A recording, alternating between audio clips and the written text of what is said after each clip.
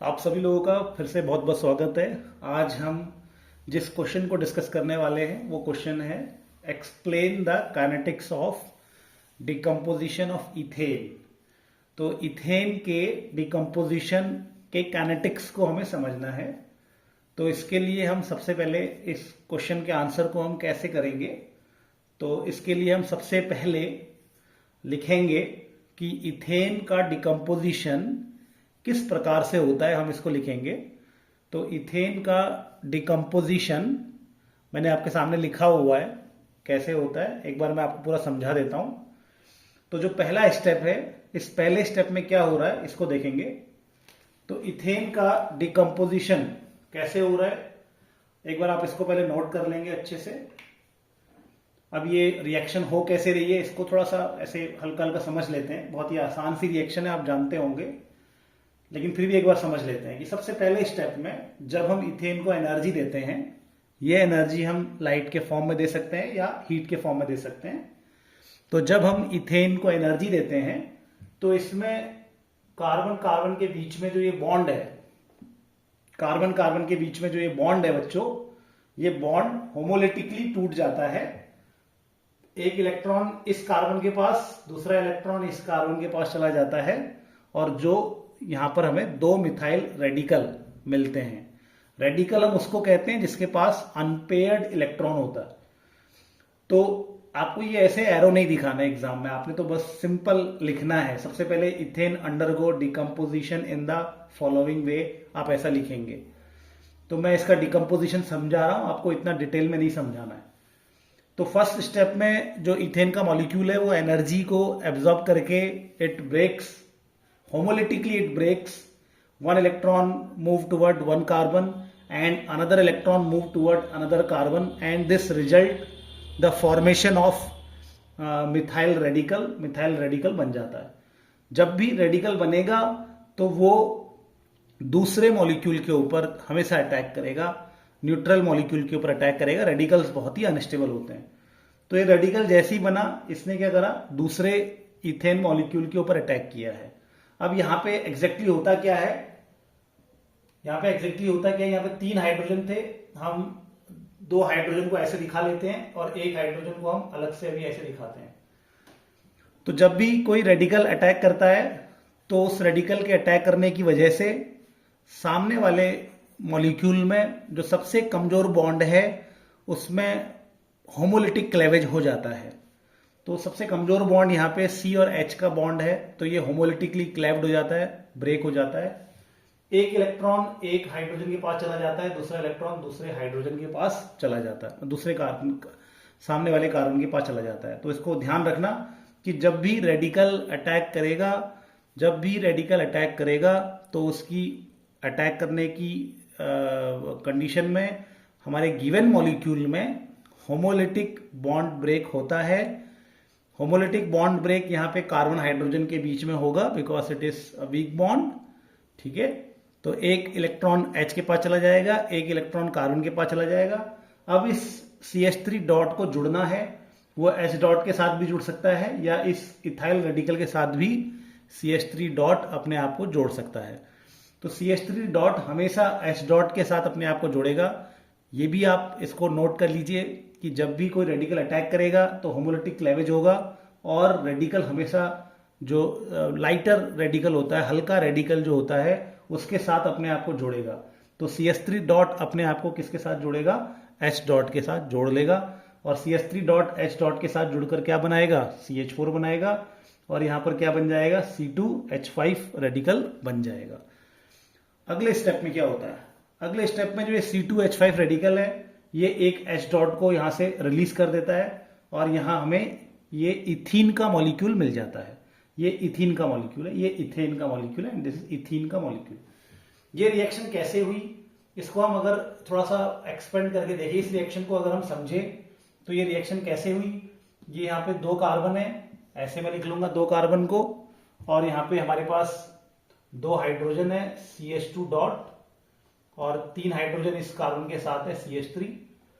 तो होता ये है कि इसके अंदर ही अंदर क्लेवेज होता है।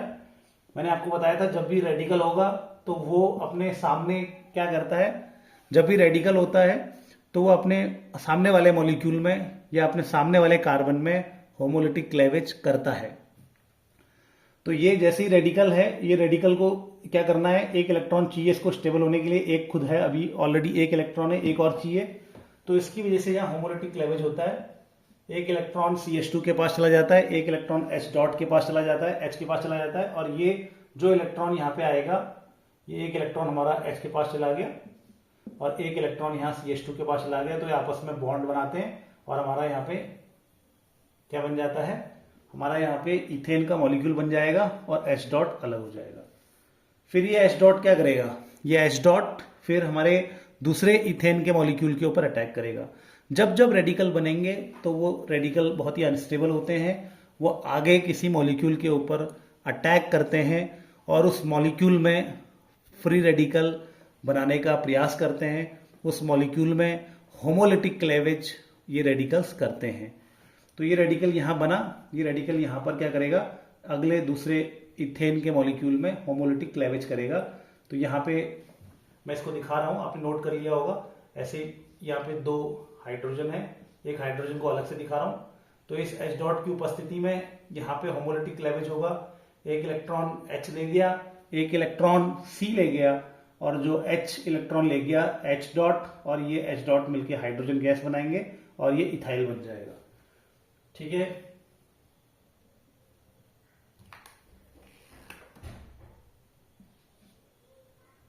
तो आप देख रहे हैं कि ये इथाइल रेडिकल बना, ये दोबारा अपने आप को रिपीट करेगा, इसी रिएक्शन को रिपीट करेगा। इसका मतलब ये रिएक्शन अब होती रहेगी। इसीलिए इस रिएक्शन को हम कहते हैं चेन प्रोपोगेशन। ये चेन प्रोपोगेट कर रही है, बार बार ये रिएक्शन रिपीट होती रहेगी, इसलिए हम इस रिएक्शन को चेन प्रोपोगेशन स्टेप कहते हैं। अंतिम स्टेप जो होता है उसमें हम इस रिएक्शन को स्टॉप करते हैं, और रिएक्शन को स्टॉप कैसे करते हैं, हम सारे के सारे रेडिकल्स को कंबाइन कर देते हैं। तो यहाँ पर हमारे पास जो पॉसिबल रेडिकल्स हैं उनको कंबाइन कर दिया, मैंने इसी को कंबाइन करके दिखाया हुआ है, और भी बहुत सारे रेडिकल्स हैं, सब कंबाइन हो जाते हैं। रेडिकल्स कंबाइन हो जाएंगे, रेडिकल्स बचेगा ही नहीं, तो फिर रिएक्शन आगे को होगी ही नहीं। तो इसलिए इस रिएक्शन को हम कहते हैं टर्मिनेशन स्टेप या चेन टर्मिनेशन स्टेप। यहां से शुरुआत हुई है, इसलिए इन दोनों स्टेप को हम कहेंगे चेन इनिशिएशन स्टेप। आपको ये सारी बातें नहीं समझानी है। जब आप इस क्वेश्चन का आंसर लिखोगे तो आपको सबसे पहले तो यही लिखना होगा कि इथेन निम्न प्रकार से इथेन का विघटन होता है, in the following way the ethane undergo decomposition, आप ऐसा लिखेंगे। थोड़ा सा हम इसको सही कर लेते हैं, जैसा इसके सारे एरोस को हटा लेते हैं।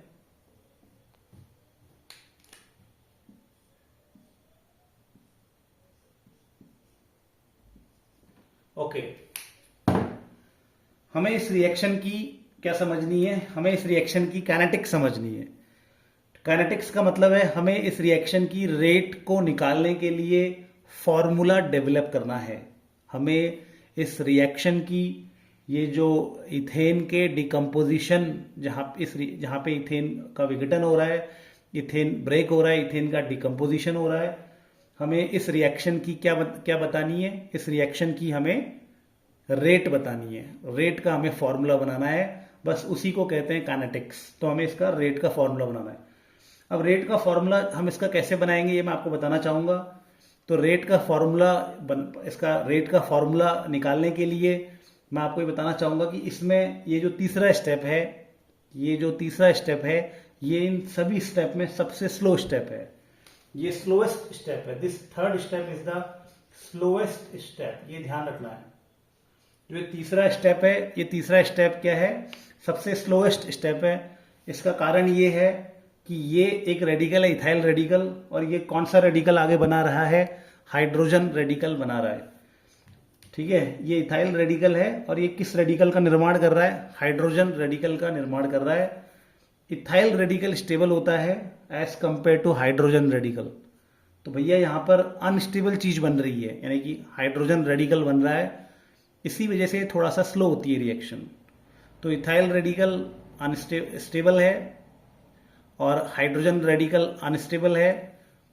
ठीक है, क्योंकि इसमें हाइपर कंजुगेशन होता है, ये इसमें और बहुत सारे कारण होते हैं।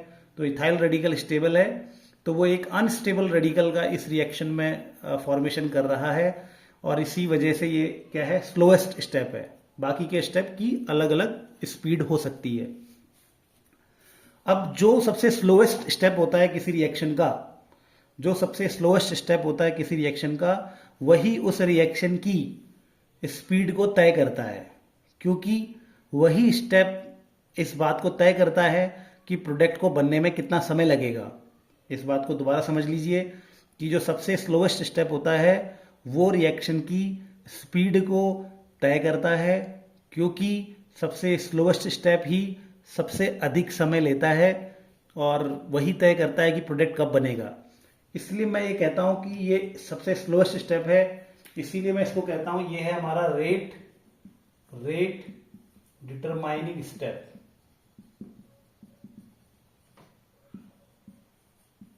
ये हमारा रेट डिटरमाइनिंग स्टेप है, ठीक है।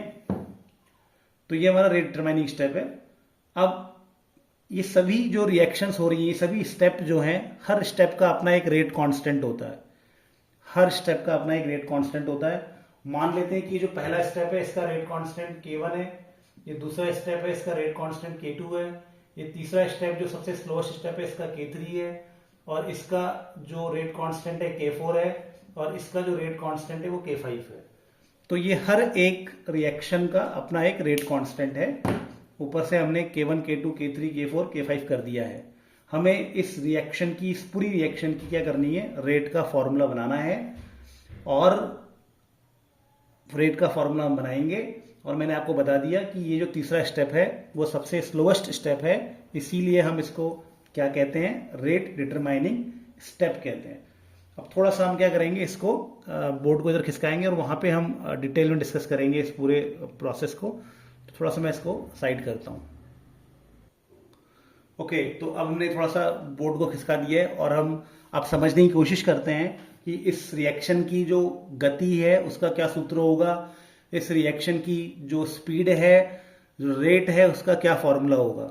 तो बच्चों, अगर हमें रेट का फॉर्मूला लिखना होता है, आप ये सारा का सारा जैसा आपको दिख रहा है इसको बढ़िया शब्दों में लिखेंगे एग्जाम में, कि आप क्या क्या लिखेंगे एग्जाम में, कि इथेन का डिकम्पोजिशन ऐसे ऐसे हो रहा है, ठीक है। कुछ कुछ ये स्टेप को भी समझाने की कोशिश करेंगे कि ये पहले रेडिकल बना, फिर इसने इस पर अटैक किया। थोड़ा ज़्यादा अच्छा लिखेंगे तो अच्छा आंसर मार्क्स मिलेगा।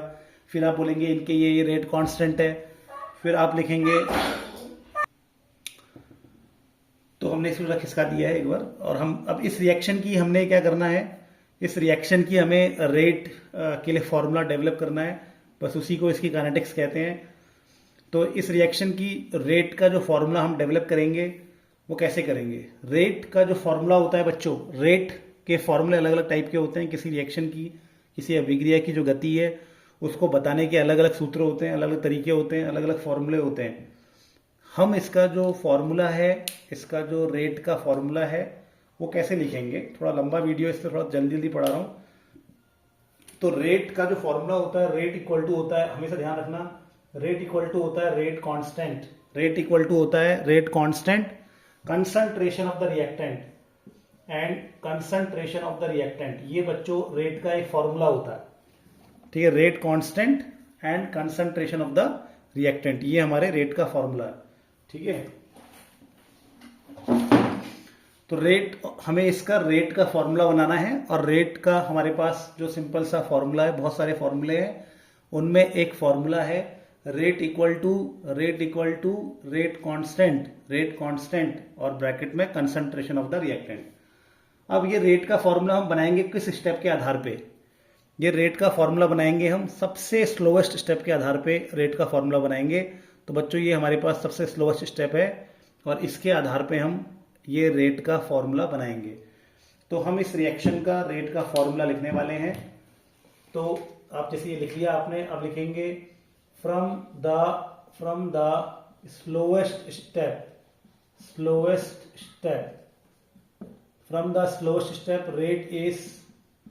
Rate is given by, rate को कैसे दे सकते हैं, जो स्लोएस्ट स्टेप है उसमें रेट, उसके आधार पर रेट कैसे लिख सकते हैं, rate of reaction equal to होता है रेट कांस्टेंट। और रेट कांस्टेंट क्या है यहाँ पर, रेट कांस्टेंट क्या माना है हमने, K3। तो K3 यहाँ पे हमारा रेट कांस्टेंट हो गया। और यहाँ पे रिएक्टेंट क्या है C2H5 डॉट। तो C2H5 डॉट हमारा यहाँ पे क्या हो गया, ये हमारा रिएक्टेंट हो गया।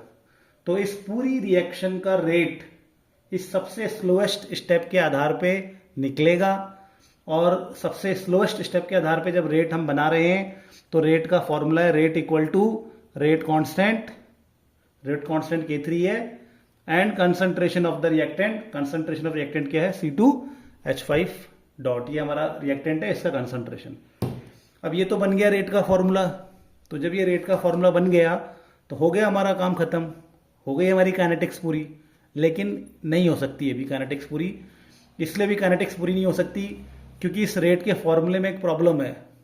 इस रेट के फॉर्मूले में प्रॉब्लम क्या है, ये रेडिकल इस रेट के फॉर्मूले में प्रॉब्लम है, क्योंकि रेडिकल क्या होते हैं, अनस्टेबल होते हैं। रेडिकल क्या होते हैं, अनस्टेबल होते हैं, इसलिए उनका कंसंट्रेशन डिटरमाइन नहीं कर सकते। तो रेडिकल अनस्टेबल होते हैं, उनका कंसंट्रेशन हम पता नहीं कर सकते, कंसंट्रेशन पता नहीं कर सकते तो रेट भी पता नहीं कर सकते, इसलिए ये फॉर्मूला अभी वैलिड नहीं है।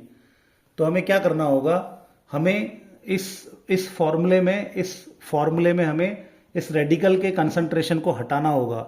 हमें कुछ ऐसा करना होगा कि रेडिकल का कंसंट्रेशन क्या हो जाए, हट जाए, और कुछ ऐसी चीजों का कंसंट्रेशन आ जाए जो हमें मालूम हो, जिसको हम पता कर सकते हैं। तो बस वही हमें करना है।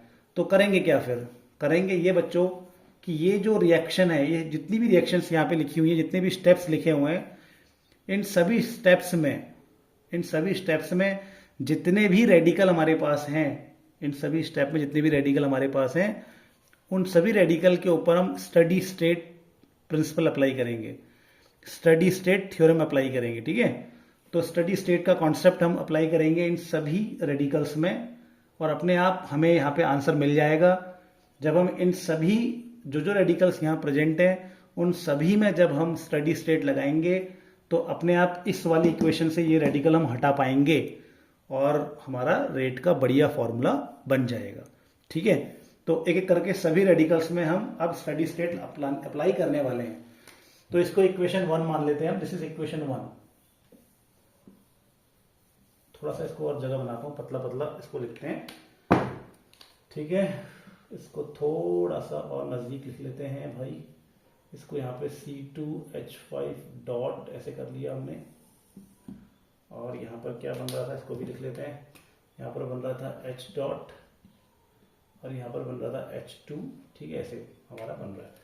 तो हम इन सभी स्टेप में क्या करेंगे, हम इन सभी स्टेप में जो रेडिकल्स बन रहे हैं उन पे हम steady state concept, steady state principle हम अप्लाई करेंगे। ठीक है, तो क्या होता है देखो, नाउ अब लिखेंगे हम आगे, नाउ अप्लाई स्टडी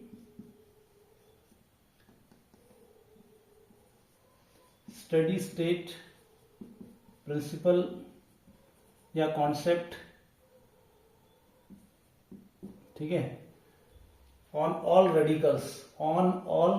रेडिकल्स, सभी रेडिकल्स में, थोड़ा अभी दाएं जा रहा है, दाएं बाएं जा रहा होगा, तो इसको आप लिखते रहिएगा। तो सभी रेडिकल्स में हम स्टडी स्टेट प्रिंसिपल को अप्लाई करेंगे बच्चों। जल्दी जल्दी करते हैं। सबसे पहले हम CH3 डॉट हमें दिख रहा है। स्टडी स्टेट प्रिंसिपल क्या कहता है, स्टडी स्टेट प्रिंसिपल कहता है कि जो रेडिकल्स होते हैं, जो अनस्टेबल इंटरमीडिएट्स होते हैं, वो जिस रफ्तार से बनते हैं उसी रफ्तार से गायब भी हो जाते हैं। वो जिस रफ्तार से बनते हैं, जितना तेजी से बनते हैं उतनी तेजी से वो डिसअपेयर भी हो जाते हैं। इसी को स्टडी स्टेट कॉन्सेप्ट कहते हैं। तो it says that unstable intermediate,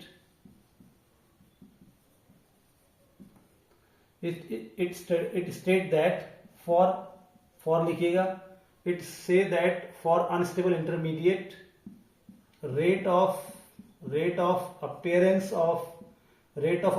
is equal to rate of disappearance। तो ये थोड़ा हम ऐसे इसको शॉर्ट में लिख रहे हैं कि रेट ऑफ अपेयरेंस जो होता है वो रेट ऑफ डिसअपेयरेंस के इक्वल होता है। ठीक है, तो ये प्रिंसिपल ऐसा कहता है। अब हम अप्लाई करते हैं, फटाफट से अप्लाई करेंगे हम इसको। अच्छा, ऊपर वाला मिटा देता हूँ, यहाँ पे इसको मिटा देता हूँ ताकि जगह बने। अब हम करेंगे, सबसे पहले हम करेंगे बच्चों फॉर CS3 डॉट। अब आंसर ऐसे लिखेंगे for CS3 dot. CS3 dot के लिए बच्चों यहां पर CS3 डॉट बन रहा है ना, तो यहां ये CS3 डॉट बन रहा है। तो जब इसके rate of formation, CS3 dot का rate of formation, CS3 dot का रेट ऑफ फॉर्मेशन, रेट का फॉर्मूला क्या होता है? रेट का फॉर्मूला होता है रेट कांस्टेंट। रेट कांस्टेंट लिखेंगे कंसंट्रेशन ऑफ रिएक्टेंट। तो यहां पे रिएक्टेंट क्या है? ये है हमारा इथेन C2H6, ऐसा कर दिया हमने, ठीक है। तो इसका rate of formation K1, rate of formation का फॉर्मूला होता है rate and concentration of reactant. तो रेट हो गया K1 and concentration of reactant हो गया हमारा, ठीक है। Equal to rate of disappearance. तो यहाँ पे रेट, ये डिसअपेयर कहाँ पे हो रहा है? यहाँ पे डिसअपेयर हो रहा है, और कहीं पे दिख रहा है आपको? कहीं पे नहीं दिख रहा, तो यहाँ पे डिसअपेयर हो रहा है। तो इसका रेट, इस रिएक्शन का रेट लिखेंगे। तो इस रिएक्शन का रेट क्या होगा बच्चों? रेट होता है K2 और कंसंट्रेशन ऑफ रिएक्टेंट। यहाँ पे रिएक्टेंट में दो चीजें हैं, एक ये खुद रेडिकल है और दूसरा हमारा इथेन है। तो हम लिखेंगे CS3 डॉट और हम लिखेंगे C2H6, ऐसा लिख लेंगे। इसको इस तरफ लेके आएंगे बच्चों, इसको इस तरफ लेके आएंगे तो हम लिखेंगे K1 C2H6 minus K2 CS3 dot C2H6 equal to क्या हो जाएगा? 0 हो जाएगा, ठीक है। तो हम अब क्या करेंगे, आगे से हम rate of appearance minus rate of disappearance equal to क्या कर देंगे? 0 कर देंगे। ये भी स्टेडी स्टेट प्रिंसिपल ऐसे भी लिखा जा सकता है कि rate of appearance is equal to rate of disappearance, या तो ऐसे लिख लो, या rate of appearance minus rate of disappearance equal to क्या आ जाएगा? 0 आ जाएगा। ये भी स्टडी स्टेट प्रिंसिपल ऐसे भी लिखा जा सकता है। तो अब ये चीज हमें सभी रेडिकल्स के लिए करनी है। तो मिथाइल रेडिकल के लिए हमने ये काम कर दिया है। अब हम बाकी रेडिकल्स के लिए इस काम को करते हैं। आपको कौन कौन से रेडिकल्स दिख रहे हैं आपकी रिएक्शन में? जरा गौर से देखो। और कौन सा रेडिकल दिख रहा है भैया? मिथाइल तो हो गया, अब इथाइल रेडिकल दिख रहा है। तो इसके लिए भी इस काम को कर लेते हैं। ये हमारे पास इथाइल रेडिकल है, अब इसके लिए करते हैं। तो इथाइल रेडिकल का कहां पर इथाइल रेडिकल बन रहा है उस रिएक्शन को देखेंगे सबसे पहले। तो इथाइल रेडिकल यहां बन रहा है, इथाइल रेडिकल। आपको नहीं दिख रहा होगा, आपने नोट किया है पहले, सही सही नोट किया है आपने, इससे पहले जो रिएक्शंस नोट किए वहां से देख लेंगे। तो इथाइल रेडिकल यहां बन रहा है। तो इस रिएक्शन का रेट लिखना है हमें, ठीक है। तो यहां बन रहा है, तो रेट क्या होता है? रेट कांस्टेंट और कंसंट्रेशन ऑफ रिएक्टेंट। तो रिएक्टेंट क्या है? CS3 डॉट है, और क्या है? C2H6 है, ठीक है। यहां पे हमारा इथाइल बन गया, और कहां पे बन गया इथाइल? और यहां पर भी इथाइल बन रहा है। देखो इस फोर्थ वाले स्टेप में भी K4 जहां पे लिखा है वहां पर भी इथाइल रेडिकल बन रहा है ना, तो इसको भी प्लस करना पड़ेगा। प्लस यहां पर भी बन रहा है, तो हम लिखेंगे K4 rate constant and concentration of reactant क्या है? H डॉट और क्या है? C2H6, ये हो गया, ठीक है। हो गया ना, ठीक है। K4 और K4 हो जाएगा। देखो क्या करना है, इथाइल रेडिकल कहां पे बन रहा है? इसमें बन रहा है। तो इसका इसका रेट लेना है। रेट लेने के लिए रेट का फॉर्मूला होता है K2 लिख दिया, और कंसंट्रेशन ऑफ रिएक्टेंट लिख दिया। अब कहां पे बन रहा है इथाइल? यहां पर इथाइल बन रहा है इस फोर्थ स्टेप में। तो यहां पर भी लिखेंगे हम K4 लिख दिया, और यहाँ पे कंसंट्रेशन ऑफ रिएक्टेंट में लिख दिया। अब कहां पे डिसअपेयर हो रहा है इथाइल आपका थर्ड स्टेप में डिसअपेयर हो रहा है। तो माइनस करेंगे, माइनस K3, ठीक है। एक बड़ा सा बॉक्स बना लेते हैं, K3 माइनस करेंगे हम K3, और कंसंट्रेशन ऑफ रिएक्टेंट क्या है हमारा? थोड़ा बॉक्स अलग टाइप का बना लेते हैं इससे। K3 यहाँ पे हमारा रेट कांस्टेंट है, एंड कंसंट्रेशन ऑफ रिएक्टेंट क्या है? C2H5 डॉट प्लस, और कहां पे डिसअपेयर हो रहा है? यहाँ पे इथाइल डिसअपेयर हो रहा है। तो यहाँ इसका रेट लिखेंगे। रेट लिखने का फॉर्मूला क्या होता है, दोबारा K5 रेट कांस्टेंट लिखते हैं बच्चों, K5 और कंसंट्रेशन ऑफ रिएक्टेंट, यहाँ पे रिएक्टेंट हमारे दोनों ही इथाइल रेडिकल है, तो इथाइल रेडिकल का स्क्वायर इक्वल टू क्या आ जाएगा बच्चों, आंसर 0 आ जाएगा। ठीक है, क्योंकि rate of disappearance is equal to rate of appearance is equal to rate of disappearance, या दोनों का सब्सट्रैक्शन कितना होता है, 0 हो जाता है। ठीक है, ओके। अब हम क्या करेंगे, अब कौन सा रेडिकल बचा बताइए, अब कौन सा रेडिकल बचा है उसको देखेंगे। अच्छा, अगर ये मैं बॉक्स खोलूंगा तो ये अगर मैं बॉक्स ओपन करूंगा बच्चों, तो बॉक्स ओपन करने पे यहाँ पे कौन सा साइन आ जाएगा, बॉक्स ओपन करने पे यहाँ पे माइनस साइन आ जाएगा, इसलिए मैं इसको भी यहाँ पर क्या कर रहा हूँ, माइनस कर देता हूँ। ठीक है, ओके। अब हम क्या, बॉक्स यानी कि ब्रैकेट, उसको ओपन करेंगे तो वो साइन चेंज हो जाएगा। अब हम क्या करेंगे, कौन सा रेडिकल बच गया हमारे पास, मिथाइल हो गया, इथाइल हो गया, इथाइल हो गया। अब हमारे पास H डॉट रेडिकल बचा है, तो अब हम इसको H डॉट रेडिकल के लिए हम स्टडी स्टेट थ्योरम अप्लाई करेंगे, स्टडी स्टेट कॉन्सेप्ट अप्लाई करेंगे। उसके अनुसार जहां जहां पर H डॉट बन रहा है उसका रेट और जहां जहां पे वो डिसअपेयर हो रहा है उसका रेट इक्वल होगा, या उनका जो डिफरेंस है वो 0 हो जाएगा। तो कहां कहां पर हमारा H डॉट बन रहा है उसको देखेंगे। तो H डॉट हमारा सबसे इस थर्ड स्टेप में H डॉट बन रहा है, तो इसका रेट लिखेंगे। रेट लिखने का फॉर्मूला क्या होता है बच्चों, रेट कांस्टेंट, बार बार रिपीट कर रहा हूं, ध्यान रखना कि रेट लिखने का फॉर्मूला होता है rate constant, concentration of reactant, यहाँ पे रिएक्टेंट क्या है, C2H5 डॉट। ठीक है, इक्वल टू नहीं करना है, ये तो रेट ऑफ अपेयरेंस हो गया, माइनस रेट ऑफ डिसअपेयरेंस, कहां पे अब डिसअपेयर हो रहा है, इस स्टेप में ही, अगले स्टेप में डिसअपेयर, यहाँ पे डिसअपेयर हो रहा है, गायब हो रहा है ना, यहाँ पे H डॉट कंबाइन हो रहा है तो यहाँ पे डिसअपेयर हो रहा है, तो इसका हमें, इस रिएक्शन का रेट यहाँ पे हमें माइनस करना पड़ेगा। तो रेट का फॉर्मूला क्या होता है, रेट कांस्टेंट K4 और कंसंट्रेशन ऑफ रिएक्टेंट क्या है H डॉट और इथेन है, इक्वल टू क्या कर देंगे हम, 0 कर देंगे। अब इन सभी का बच्चों हमें क्या करना है, इन सभी का हमें दाएं बाएं जो कट सकता है उसको काट देना है और हमें हमारा आंसर मिल जाएगा। ठीक है, तो इनको हम दाएं बाएं कट कर रहे हैं, तो आप देख लेंगे, तो ये हमारी इक्वेशन, एक इक्वेशन, ये इक्वेशन, इसको तो हमने हटा देंगे, इसको नहीं करना है, इसमें और इसमें लेफ्ट राइट जो कट सकता है कैंसिल आउट करना है। तो क्या क्या कट सकता है उसको देखेंगे। तो देखेंगे यहाँ पर K1 आपको दिख रहा है और यहाँ हमें कहीं पर भी K1 नहीं दिख रहा, तो K1 तो हटेगा ही नहीं। यहाँ आपको K2 दिख रहा है और यहाँ पर भी आपको K2 दिख रहा है, -K2 प्लस K2। अगर हम इसको पूरे को ऐड करेंगे आपस में, तब की बात कर रहा हूं मैं, इन सभी को आपस में ऐड करना है, तो जो कट सकता है काट देना है। तो आप लिखेंगे, इसके नेक्स्ट स्टेप में लिखेंगे ऑन एडिंग, इसको इक्वेशन 2 मान लो, इक्वेशन 2, इक्वेशन 3, इक्वेशन 4, इसको 4 मानेंगे। तो ऑन एडिंग अबाउ इक्वेशंस हमको क्या मिलेगा, यहाँ नेगेटिव में है K2, यहाँ पॉजिटिव में, तो कट हो जाएगा। यहाँ K4 पॉजिटिव है, यहाँ K4 नेगेटिव है, तो ये भी कट हो गया। यहाँ K3 नेगेटिव है, यहाँ K3 पॉजिटिव है, तो कट हो गया। अब जो बच गया उसको नोट कर देना है। अब क्या बच गया उसको नोट कर रहा हूं मैं यहाँ पे, फिर मैं इस पूरे को इरेज करूंगा और आपके सामने आंसर लिखूंगा। तो क्या बच गया यहाँ पर, लंबी वीडियो हो गई है, देख लेते हैं, कोई बात नहीं। तो क्या बच गया यहाँ पे, K1 बच गया इधर और C2H6 बच गया, इक्वल टू यहाँ पे क्या बच गया, माइनस K5 C2H5 डॉट का स्क्वायर बच गया, इक्वल टू 0। तो ये हमारे पास क्या है, चीजें आ गई हैं। और कुछ बचा है तो आप देख लीजिए, कुछ नहीं बचा।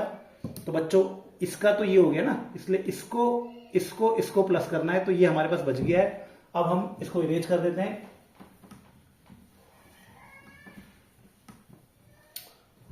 अब हमारे पास बच्चों ये बचा है, तो हम इसको अब थोड़ा सॉल्व करते हैं। तो K1 हमारे पास है, K1 C2H6, अब ये उस तरफ चले जाएगा तो पॉजिटिव हो जाएगा, equal to K5 C2H5 dot का स्क्वायर। तो आपको जो फर्स्ट इक्वेशन है आपकी, उसमें हमें C2H5 डॉट को हटाना है, तो हम C2H5 डॉट को ऐसी वैल्यू से हटाएंगे। C2H5 डॉट तो अनस्टेबल है, हम चाहते हैं कि उसका कंसंट्रेशन हट जाए और ऐसी चीजें आ जाएं जो हम जानते हैं, जो नोन है। तो हम यहाँ पे C2H5 डॉट को किसके इक्वल लिख लेंगे वो देखते हैं बच्चों। तो ये K5 यहाँ बट्टे में आ जाएगा, तो मैं लिखूंगा C2H5 डॉट का स्क्वायर इक्वल टू क्या लिखूंगा, K1 अपॉन K5। ये K5 को यहाँ अपॉन बट्टे में लेके आ गया, अपॉन में लेके आ गया, C2H6 ऐसे लिख लेंगे हम। फिर ये स्क्वायर को उस तरफ लेके जाएंगे, स्क्वायर को उस तरफ लेके जाएंगे तो क्या आ जाएगा, स्क्वायर को अगर मैं इस तरफ लेके जाता हूं तो ये हमारा C2H5 डॉट इक्वल टू, ठीक है, equal to K1 upon K5 का अंडर रूट, ये अंडर रूट हो गया, और C2H6 का अंडर रूट हो गया। तो बच्चों अंडर रूट, ये हमारी इक्वेशन 5 बन गई है। वो हमने, अगर हम इसको, वो बीच की इक्वेशन को 2, 3, 4 मानेंगे तो इक्वेशन 5 बन जाएगी। अब इक्वेशन 5 से क्या करो, इस कंसंट्रेशन को, इसकी वैल्यू को इक्वेशन 1 में रख दो, ठीक है। अब लिखेंगे हम, इसके बाद लिखेंगे put this value in equation 1। Equation 1 में रखेंगे तो इक्वेशन 1 में रेट इक्वल टू क्या है, रेट इक्वल टू है हमारा K3, ठीक है, K1 अपॉन क्या था, K3 था, और ये था ना इसका कंसंट्रेशन, तो इसकी जगह पे तो ये रख दिया, तो K1 अपॉन K5 की पावर हाफ C2H6 के कंसंट्रेशन की पावर हाफ, तो ये आ गया, ये आ गया बच्चों। तो ये बन गई रेट इसकी, ठीक है। लेकिन आपको अभी एक लाइन और जोड़नी है इसमें, क्या जोड़नी है, तो बन गया रेट का फॉर्मूला। देखो यहाँ पे सब नोन है, ये कांस्टेंट है हमारी, ये इक्विलिब्रियम कांस्टेंट होते हैं, ठीक है, ये हमारे रेट कांस्टेंट होते हैं, ये रेट कांस्टेंट है, ये नोन रहते हैं। और ये जो है हमारा, ये हमारा क्या है, इथेन है, ये हमारा इथेन है, इसका कंसंट्रेशन तो हम जानते हैं कितना लेके चल रहे हैं, तो हम इस रिएक्शन की रेट को अब निकाल सकते हैं। लेकिन अब थोड़ा ध्यान रखना है, अब आप लिखेंगे this equation shows that order is half, order half है। ये इस पावर को ऑर्डर कहते हैं बच्चों, ये जो पावर होती है, कंसंट्रेशन की पावर होती है, उसको ऑर्डर कहते हैं। तो ये इक्वेशन क्या शो कर रही है कि ऑर्डर क्या है, हाफ है। But the order determined experimentally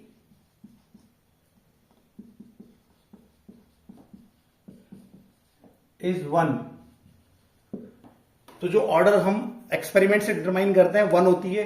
तो आप इसको 1 कैसे कर सकते हैं, इसको 1 कैसे कर सकते हैं हम, इसी से दोबारा इसको मल्टीप्लाई कर देंगे तो 1 हो जाएगा। देयरफॉर, इसके बाद लिखेंगे हम, कौन सी पेन से लिखूं, therefore rate is now given by, rate कैसे देंगे फिर अब हम, क्योंकि हमें तो ये हाफ हटाना है, तो इसलिए हम इसी को दोबारा एक और बार इससे मल्टीप्लाई कर देते हैं। तो रेट इक्वल टू हो जाएगी बच्चों हमारी, इसको एक दूसरे पेन से लिखता हूं, इसको लिखते हैं ब्लैक पेन से। तो रेट इक्वल टू हो जाएगी, रेट इक्वल टू क्या हो जाएगा, रेट इक्वल टू हो जाएगा K3, ये K3 तो है ही है, K1 अपॉन K5 की power half, K1 upon K5 की पावर हाफ, और इसको हम दोबारा लिखेंगे C2H6 को हम एक और बार C2H6 की पावर हाफ को एक और बार C2H6 की पावर हाफ कर देंगे, ताकि ये हाफ हाफ क्या हो जाए, 1 हो जाए, और ये हमारा आंसर आ जाए। तो हमें ये हमारी एक्चुअली क्या है, ये हमारी इस rate of decomposition of ethane है। तो इस जो पूरी रिएक्शन है, इस रिएक्शन का जो रेट है उसको हम इस फॉर्मूले से निकाल सकते हैं, ठीक है। तो हमने क्यों इससे दोबारा मल्टीप्लाई किया, ये तो हमने थ्योरेटिकली पता किया कि ऑर्डर, ये रिएक्शन का रेट है, लेकिन एक प्रॉब्लम है कि ये पाया जाता है कि जो ऑर्डर है वो हाफ नहीं है, ऑर्डर 1 है। तो एक्सपेरिमेंटली ऑर्डर 1 पाया गया है, इसीलिए हम इसको क्या करते हैं, इसी से एक और बार मल्टीप्लाई कर देते हैं, यानी कि हम इसका ऑर्डर 1 ले आते हैं। ये हम रेट का इक्वेशन बनाते हैं, जो कि एक्सपेरिमेंटली भी प्रूव्ड है। तो इसी को कहते हैं हम, ये पूरा जो मैंने समझाया है, इसी को कहते हैं kinetics of decomposition of ethane. Thank you.